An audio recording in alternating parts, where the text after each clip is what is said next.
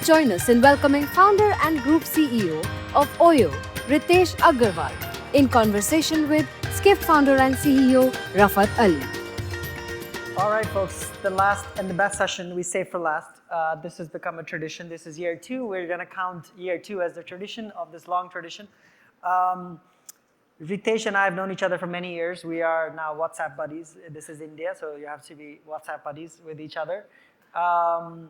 Last year was a very tumultuous, not last year, 23 was a very tumultuous year for you. Now married and has a 1-year-old son. And obviously he's a celebrity. I was telling him that he's going to come and speak in New York at the Skift Global Forum. Brian Chesky is also going to come. Guess by numerical numbers, who has a bigger following than, who has the biggest following in the travel industry? It has to be Ritesh. And so, thank you, Raf. The good news is there's so many Indians everywhere. So he just bought a company that's owned mostly by, whose hotels mostly are run by Indians in US. So that helps too. Well, thank you again for coming. Thanks for having me here. And this is probably the 4th or 5th time I'm interviewing him on stage, so we will have some fun, as we always do. And he can take all the questions. There's no issue of him taking hard questions from me. He doesn't always agree with it, but then he answers it. So that's what we're going to do. So Motel 6 deal complete, right? Yeah, we closed at the end of December, yes. And is it a requirement for you to work at Skift? Not Skift, sorry. OYO. It is a requirement to be at Skift, yes. No. Don't take this the wrong way, but please answer. You have to be an Indian to be running at the top level. Like you just appointed a CEO, she's Indian, right? He's Indian. He's Indian. Yes. No, it's not a requirement. I think we welcome everyone. But just to give context, right? I think OYO has been in the US for close to 5 years now. We went through our own highs and lows. When we started, we went with a lot of push towards growing quickly. But at the same time, we had challenges. We used that for almost 2.5 years. We were flat. We didn't grow at all. But we only focused on how can we be the best revenue generators for absolutely every hotel that partners us in order to give them best online revenue and digital revenue. It did very well for us. Last year when we met, we spoke about US. Yes. And I mentioned to you that we're growing very quickly and there may be something exciting on the anvil. So you had already started speaking to them. So we had started speaking to them. We'd known, of course, G6 for a few years. Yeah. First time we met them was in 2019. Was it Blackstone or was it? Blackstone owned it. Yeah. Our view for G6 has been that the economy hotel industry in the US has almost sort of not seen any significant focus. Most companies have become focused. And 6 is now red or blue? We have both. Okay. I think some of our hotels, like our Studio 6 is red, and our Motel 6 is blue, and that's always been the case. Okay. But it started in Santa Barbara, has a great history behind itself. There were 3 things that I loved about the brand. The first, Motel 6 is by far the most recognizable economy brand in the US. True. More people know about Motel 6 than they know about any other brand that exists. I was recently watching Jack Reacher, a show on Amazon Prime. Too, yeah. And it had Motel 6. So next day I actually tweeted about it. It's not like we sponsored it. It's just organic, where people are increasingly talking about our brand. It's a cultural icon. It's become a cultural icon. The second thing that I liked about Motel 6, very committed set of franchisees. Almost 80% of our franchisees of Motel 6 and Studio 6 are of the Asian descent. So they are, a lot of them are Gujaratis, and they've built their business grounds up. They're immigrants who went 2 generations back or 3 generations back and have built their business over the years. And the third thing, which I found very fascinating, is the application of technology can make such a huge difference to this business. Yeah. So my view is our acquisition. And what's the current state of adoption of technology at Motel 6 in general? Look, I think if I were to break lower than the industry? I think I would say in the economy segment in general, Motel 6 would be same as others. Okay. But the economy industry is not as technologically advanced as the mid-op market. Like if you see Marriott, they've built a great mobile app. The amount of demand from their distribution system is incredible. They have a great technology system to predict forward revenue and share with their franchisees. I think a lot of those systems have not existed in the economy segment. So we're trying to bring, because of our history of being a technology company, the same things that is status quo for, or table stakes for a upmarket hotel to our economy segment with Motel 6. And it starts with distribution. We want to bring more distribution to our My 6 app, which is the app of Motel 6. We want to make sure that the hotel experience or the hotel key system that we use is substantially further improved. Dynamic pricing can be brought to our partners. The costs can be improved. You know this, that in the lodging industry, one of the biggest challenges is the cost of operating has gone up disproportionately. Since So you want COVID, to give them technologies by which they can keep it more optimized. And customer service, like customers need to be able to have a great experience. They should know which location they're going to, what are the next or places to, things to do and places to visit nearby, great food. So building a experience which is evolved from being a brand which also does technology to a brand which is probably not just iconic as a brand, but also iconic in terms of the technology efforts they put in. Would you consider, can somebody do me a favor? I need a glass of water. Can somebody get me a bottle of water? Do you need water? I'm good. Actually, I don't mind one more. Yeah, just two bottles, Brian. Also, the AC is too high, at least it feels very high here. So if I don't know if they can turn it down a little bit, if possible, to see. Okay, they're working on it. Would you consider Motel 6 as a hospitality brand, or does it matter or not matter? I would consider Motel 6 as a hospitality brand. What is the hospitality? I think the hospitality is, if you drive across any Motel 6, you know what you're going to get. We have consistency of experience. We have brand prototypes that we've built over the years, which ensures that our flooring is the same, our headboards are the same, our washrooms are the same, people wear the same uniform, you know what the service stands for. We have a team of around, give or take, 60 to 70 people who are brand performance teams, whose full-time job is to ensure that this consistency is maintained. We have... These are your employees? Our employees. We also partner externally with a company which does outside audit of our locations, like in order to ensure that surprise audits, in order to ensure that the quality is maintained. And that is the reason why the brand is so popular. That when people, there's almost no one who I have met who said, when I took a road trip, I haven't sort of once tried a Motel 6 or a Studio 6. And I think, know my story with Motel 6? When I don't know if I want to tell the story, but I'll tell it. I was married once before. Tell only the nice part. I'll tell the nice part. I was married once before I got divorced, so that's the bad part. But I'm married now, finally, and for the last time. When I first got married to the woman that I was going to marry, to meet her parents, I stayed in a Motel 6 before I met them. I don't know if that was the best idea, but maybe that was an indication of what was to come. But anyway, please continue. It went downhill from there, and you can imagine what happened. So look, I think what is certified is that if you're ambitious, you're staying at Motel 6, right? Because on the other hand, your ambitions ended up becoming very successful. Yeah. But look, on the bigger picture, I think that the US is very focused on the common man American who earns $60,000, $70,000, $120,000, $60,000 to $120,000 a year. And they all need a brand which provides great quality experience, right price point, easy to book, and at the same time, easy to come back. And the entire experience can be integrated with technology, and that's what we are focused on. So, have you met President Trump yet? In this administration's the second time? No, I have. Of course, I met him a few times when he was president the previous time over, but not this time. Yet. I mean, would he be? There's a little bit of backlash against immigrants. Indians are well enough integrated into US that they're. What do you think his perception will be when you go meet him and say, I bought Motel 6? Look, I think President Trump, when he came to India in 2019, among the entrepreneurs who went to see him, I was one that was invited. And I asked him this question. Before I asked the question, I introduced myself. And I said, look, we have a couple of hundred hotels in the US, and we are focused on bringing great hotels across middle America, which is where A lot of his bases. which is one of his big focus of bringing prosperity to those locations. Right.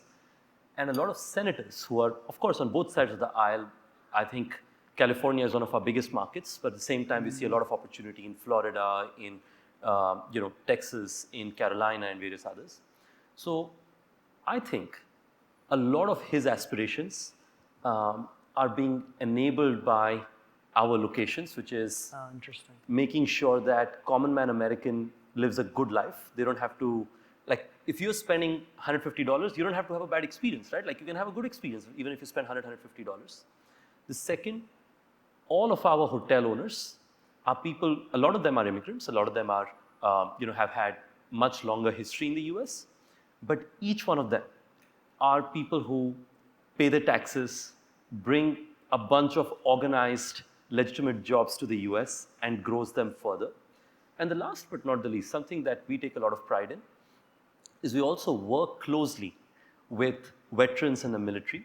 They are one of our biggest customer bases, as well as our partner bases. A lot of our hotel owners also are people who have served. Okay. So I think our perspective is anything which helps middle America, the person who's the common man American and provides them a better experience, better income, is something that I've seen him being quite excited about. And he mentioned something which I will end this with, where I mentioned I run a small company called OYO because, like, in front of me was, Mukesh Bhai runs Reliance. A lot of them are huge companies. We are a small company in comparison. So I said I run a small company called OYO. And he ended by saying, I know about OYO. It's not such a small company, by the way. So I'd say that's an interesting thing. Yeah, yeah. Are you bringing in US, and we'll finish US now, this is the last question. Some of your, so what's the state of OYO, the brand, in US now? So the way we divide US and you have 13, 14 brands now overall in the whole around portfolio. the globe, yes. Yeah. So in the US, we've only brought 4 of our brands, which is Motel 6 and Studio 6. We call them G6 as a combination. G6 is what we call as a hard brand, which means that each location has to look the same, feel the same, have the same prototype, and it will remain this way. We don't intend to have any brand integrations. We will have distribution integration, but I think the brand... So it won't even say by OYO? Or it won't even say by OYO. We found one, and we're gonna, he says he's gonna fix it. Perfect. So that's one. On the other hand, I think, so we keep the brands separate, but OYO on the other hand is a soft brand, which is focused on being the biggest revenue generator for our owners. So there is certain level of checks and balances properties need to have, but they may not look the same. But they may have the similar size of bedroom as a minimum This is the standard. original premise of OYO that you had in India as well. Correct. So I think there our view is that we want to bring independent hotels who don't have enough digital distribution, revenue management capabilities to use our service to be able to grow the revenue. There will be still some basic level of checks, but they don't all look the same. So these are two segments. How many of those you have in US? So we are just reached 400 of OYOs in the US. And that's growing very quickly as well, because what's interesting is large majority of business for economy hotels, whether branded or independent, comes offline, which is people just drive in. Just driving by and seeing a sign. Seeing the sign. Yeah. I think we are trying to change it by making it convenient on Motel 6 side through our My 6 app and making it popular, and on the OYO side with the OYO app and making that popular in times to come. But on the consumer side, they stand for very different things, and hence we intend to keep brands separate. And you're not bringing Townhouse and Sunday to US? We are keeping our eyes and ears open. We have some very interesting prospects of, we have a couple of townhouses which we've been experimenting, but we are looking at bringing Sunday to some very interesting, iconic locations in the US. Okay, so that means we have breaking news that Sunday is coming to New York and it's going to open on Tuesday. So just that. You got half of it right already, but anyway, I think I don't want to get I think he's already staring me down. I think that's all. Las Vegas probably, because Vegas you have the ex-Hooters one still, right? Yes, you still have it. Okay, so the state of OYO in India, and you're on this quest, which I thought was very interesting, and maybe I hadn't focused so much since we last talked until I was preparing for this session. I should start reading Skift stories a little more. But the premiumization of OYO that you're here in India particularly you're focused on. Why do you want to do that? Like, is it to get rid of some of the negative feelings that OYO had? Is that driving it, or it's just higher ADRs and you see an opening there? So first off, I want to reshare that we continue being very big in the economy industry. We are still one of the most prominent economy hotel brands in India, and we continue to expand it. I mean, you are the most. I don't think there's one of the most, but you're the most. Yes. Yeah, I think my GC is here, so he keeps reminding me. Oh, you have to. Okay. You have to say that. Okay. So that's on the economy segment. But I think on the other hand, we are increasingly seeing that Indians are earning more consistently. India's per capita income has grown probably one of the fastest around the world in the last few years. And that's visible in what you see with our peers in the luxury lodging in India. If you see IHCL, EIH, a lot of these brands, they're all sort of getting massive utilization. And it's an indication that consumers are earning more, and hence they want to have an improved place to stay. And my job is to make sure that whatever the customers want, we bring for them.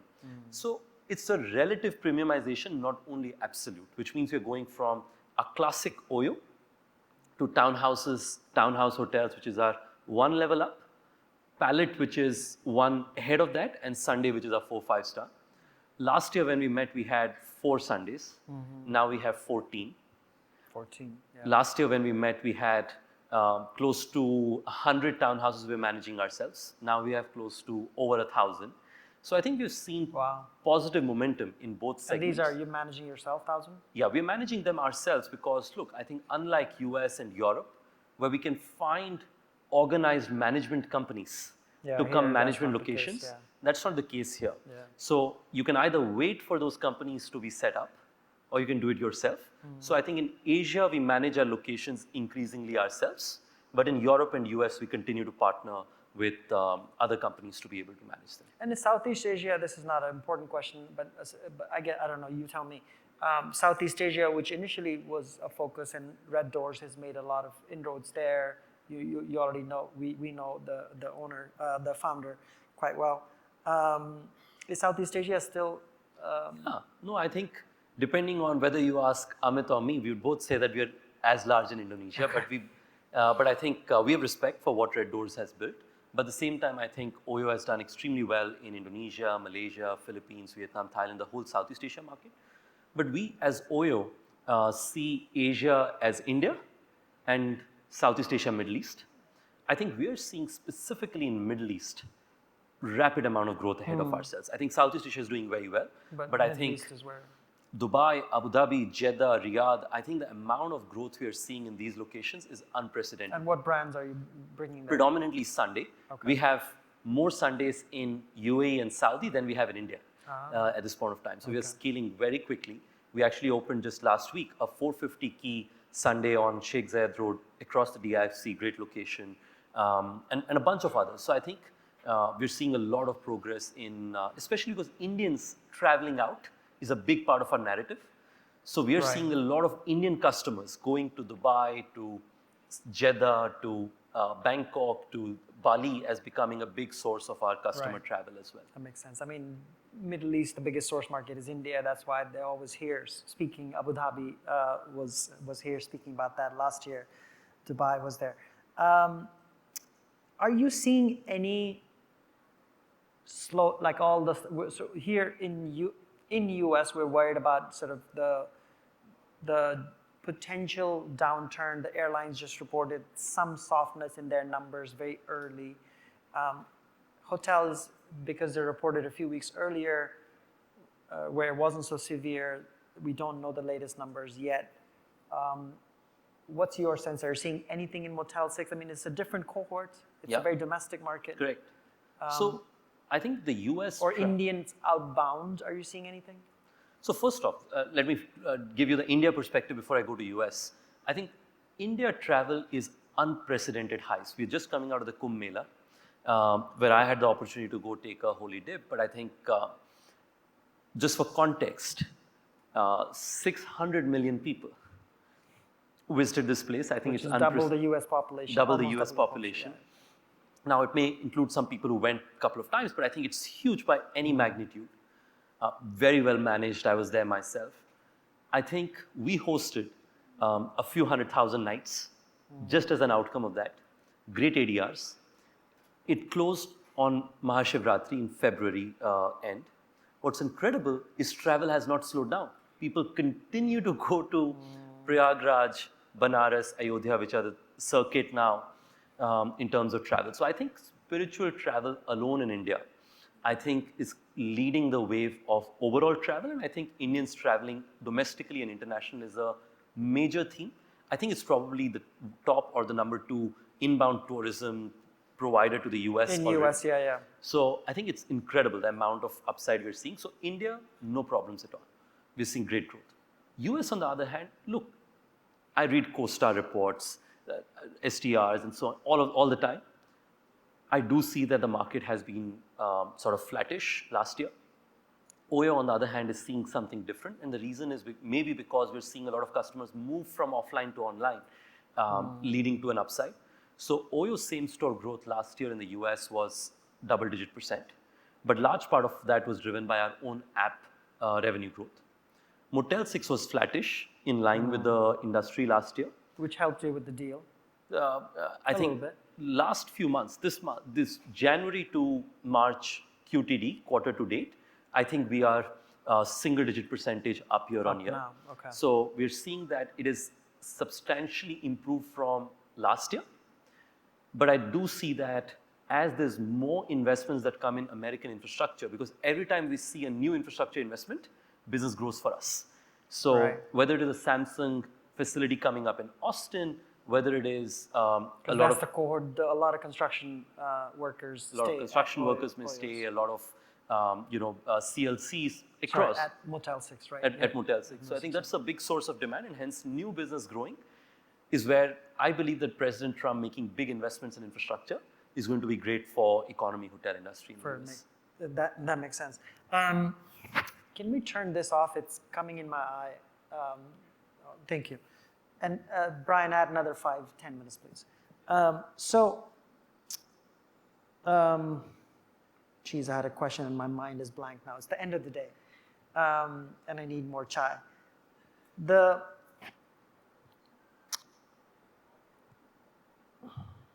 You were going to say something nice about Skift. Just say that while I think about.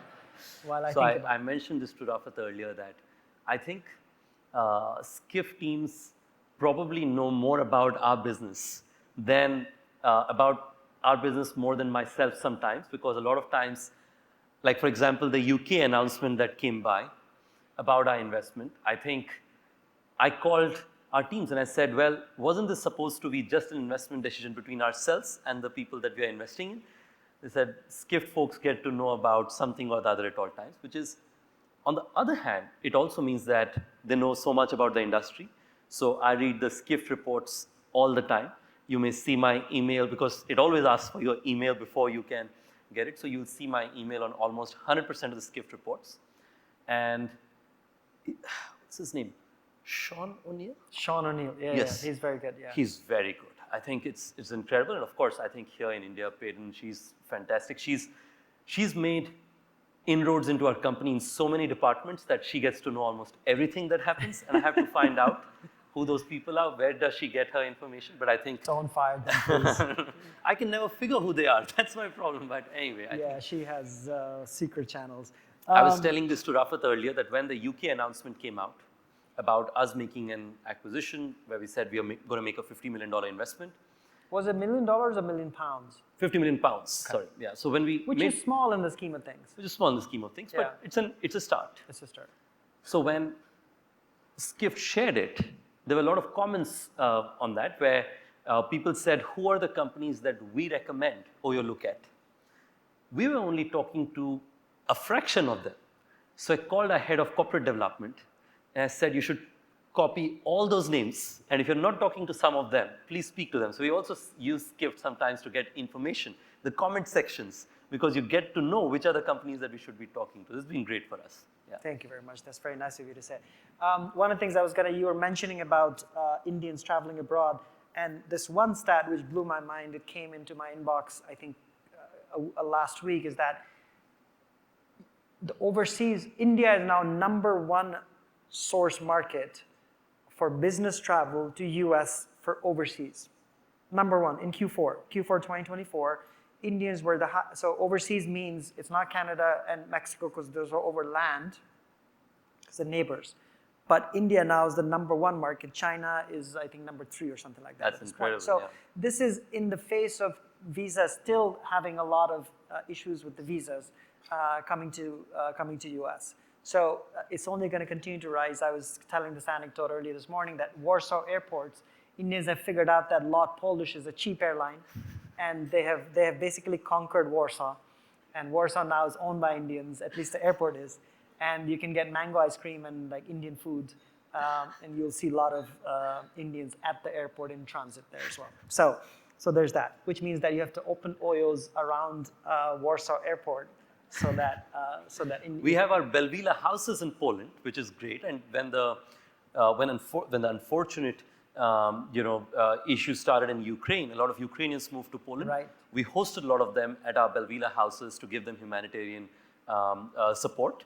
But I think you're absolutely right that Indians traveling overseas, especially in the US, is a major theme. And we are seeing this in our hotels. We are seeing in Motel 6 and OYO more Indian customers and customers across Asia, of course. I think the Cricket World Cup, we don't talk about it enough. Yeah. I think was an important enabler for that as well. For you guys? For our travel, right? Like I haven't ever seen, and I've traveled to New York so many times, Times Square with tens of thousands of Indians all traveling around, right? I think only, by the way, only Indians now go at Times Square. Nobody else goes. I mean, certainly New Yorkers don't go. But like Kachi sitting right here, they went to New York and like Times Square. There's two things. Niagara Falls. Every Indian ever born that has ever stepped foot in the US has gone to Niagara Falls. And I have lived there for 25 years. I've never been. So it's just like किसी Hindi movie में आया होगा तो उसका कुछ iconic बन गया हो तो जो है वो सब लोग जाते हैं वहाँ पे. So Niagara Falls is a thing. big deal. I think Niagara Falls, I haven't been there, and you should know every time, like my mom asks me you haven't been there yet? I haven't been there yet. And my mom's like, Sonu Didi is my eldest sister, like, Sonu Didi gayi Niagara Falls, tum to gaye ही नहीं अभी तक. I keep saying, इतना US जाते हो Niagara Falls. जाइएगा तो जो है वही होगा. Let's talk a little bit about non-travel, non-hotel world. You are now a big celebrity.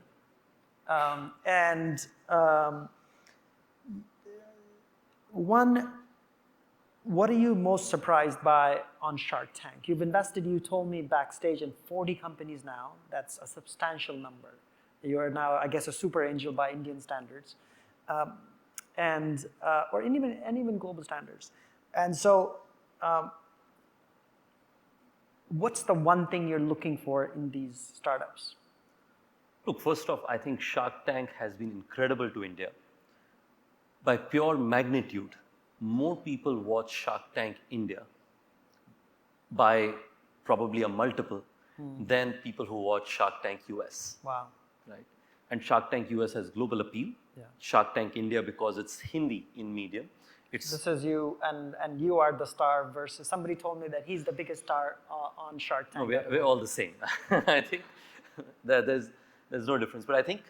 I don't know anybody else's name, so that it works. Go ahead. So I think the first thing that I have seen in Shark Tank has been the quality of founders that come by. They're absolute stars. They are very smart in terms of knowing the numbers, knowing the details of the business that they're building, why they're in that business, peers in other countries. I think just the quality of founders has disproportionately improved. The financial metrics are excellent. As you know, a lot of us Indians are known to be very good in numbers, so I think that helps. And they're all ambitious. I think the common Indian dream, probably 3 decades ago, what I hear used to be to get a government job. Right. Then it became to get a job at an MNC. Right. As the IT revolution grew. I think today, a young Indian growing up in Gaya in Bihar or Raigada in Odisha, where I come from, is not to build, not to get a, I mean, a lot of them, of course, still want to be in the government or an MNC, and they do very well. But by far, the biggest incoming new aspiration is to become an entrepreneur and being a founder. And Shark Tank is just a representation of that. Or do their parents approve of it now? Not only do they approve of it, they encourage it. It's incredible. If you look at, one of our co-sharks is somebody who runs Shadi.com, which is a popular matrimonial website. Yeah, I got married in Shadi.com twice. Yeah. It worked only one time, but yeah. I'll give him this feedback. It's 100% true. Yes. We have a weddings business where we host weddings. We do 70,000 weddings a year. Wow. And no repeat. People sort of have a happy marriage if you get married at weddings. So, but coming back. It's only about 20,000 weddings. They're not married twice or thrice. Anyway. But like he told me that entrepreneur is among the most searched professions when you're searching for a bride or a groom. Wow. Right? And it's probably... गोरी लड़की नहीं चाहिए, अब जो है entrepreneur चाहिए उनको. And that's a massive change, right? Or अगर आप if you've gotten a Series A funding, the probability of getting married is even valuation higher. It's incredible. So I think that's the second thing I've seen. And I think the third thing that I feel personally, which I feel very focused upon, is entrepreneurs who have seen tougher days like I have seen. I've lived in so this is what I've seen in you, because I've seen many of your codes. You're searching for that boy from Odisha in the people that you end up investing in. A version of that or a spark of that. I think I agree that I'm trying to find myself when I'm seeing those founders. And there is something in everyone, right? Like I met a founder who had no money in his pocket. He dropped out of IIT. I don't encourage dropping out. I believe in our Thiel Fellowship motto of never let university interfere with education. So education is important. You are a fan of dropping out? You are. You have to, because you're Peter Thiel. You're the Thiel Fellow. Yeah. No, I dropped out, but that doesn't mean I encourage people to drop out, because I have received some emails from parents saying, आपके चक्कर में जो है वो my son or my daughter is showing me about you and is trying to convince me to drop out, and that's why I make it a point to remind every time that it's not me. Right?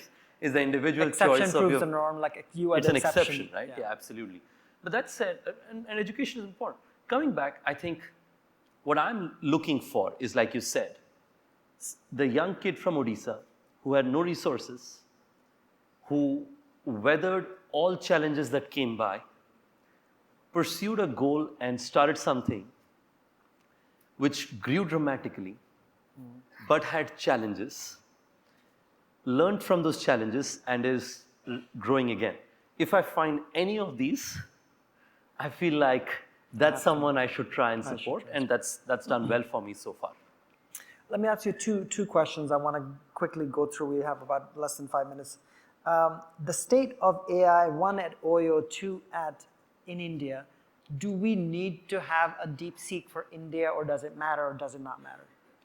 Oh, well, I think that's a question that we debate so often, saying that should we have our own LLM versus not? And some people are trying. Some people are trying. Some big names are trying. Absolutely. Look, I think my view is that, and I mean, I was coming from a perspective of sovereign LLM. I think they're both schools of thought. I personally believe, and the reason why those two, I'll just give context, right? Like people say that, well, to build a powerful LLM, you need to have just so much data, so much information, and so much compute that you will never be, like, it's like Google, right? Like India doesn't have its own biggest search engine. We're just Google's biggest market. Right. So why do that? Instead, you can just build great products on top of it.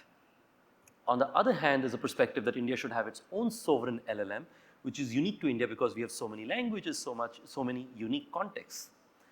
I've been of the view that we should build our own sovereign LLM and build on top of the global platforms. If you can do both, why do just one? The reason is India, of course, is unique in a lot of respects, especially in terms of commerce-driven LLM. Yeah. Will have to be unique to India, because if you see, all the big commerce companies are Indian. Right. Whether it is in e-commerce, whether it is in travel, whether it is in retail, and many others. Secondly, I think I see India as a huge market for inference compute that can be built from here.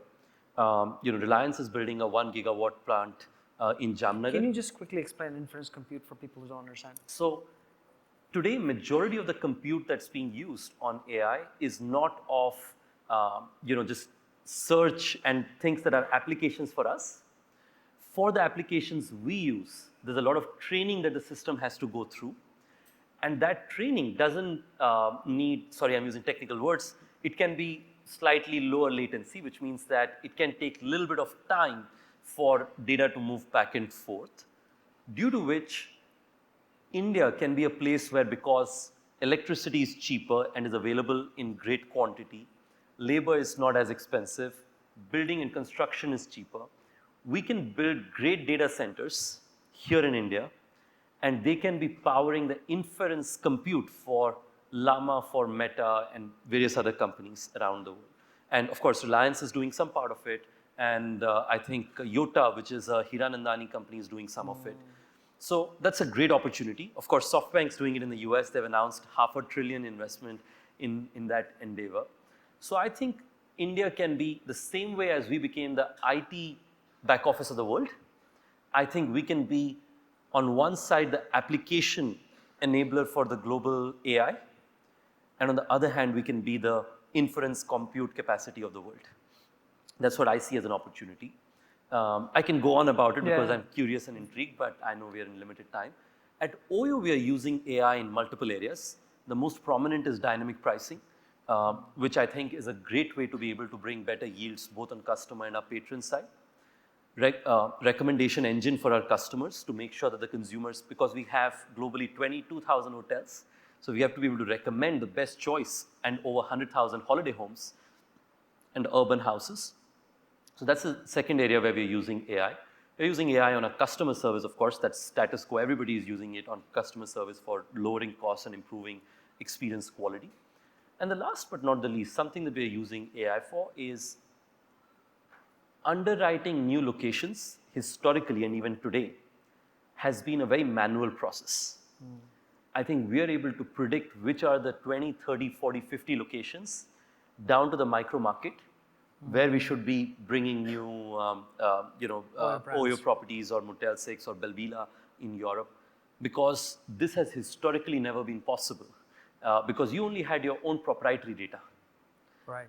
But now, if you use AI, you can use a lot of third-party data which AIs or like ChatGPT or DeepSeek or various others are trying to underwrite. So I believe India probably will be the biggest benefactor of AI after the US. Our Prime Minister always says AI stands for America and India as a combination. And second, at OYO, I believe that being a digital-first company, we have the opportunity to lead the way in terms of both on the supply side and on the demand side to use AI and the best applications that are coming out. And Microsoft is a shareholder of ours, so that helps. That's true. One last question